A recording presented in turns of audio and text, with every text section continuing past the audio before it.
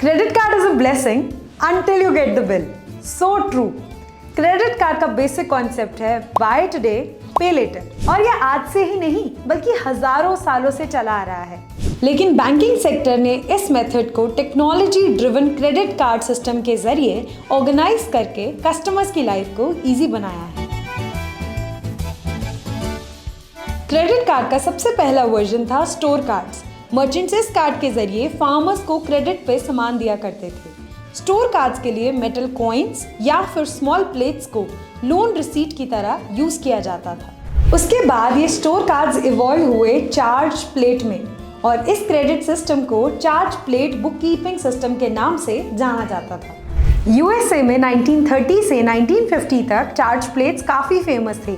Departmental stores अपने customers को metal plates issue करते थे जिसके बदले में उन्हें 1 महीने का क्रेडिट मिलता था, लेकिन ये कार्ड्स वो सिर्फ अपने पेट्रन्स को ही इशू करते थे।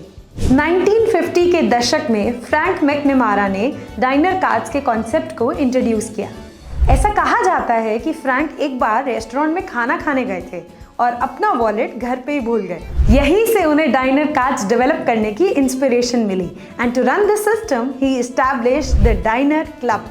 डाइनर क्लब अपने मेंबर्स को डाइनर कार्ड इशू किया करते थे जिन्हें empanelled restaurants and hotels accept कर लेते थे।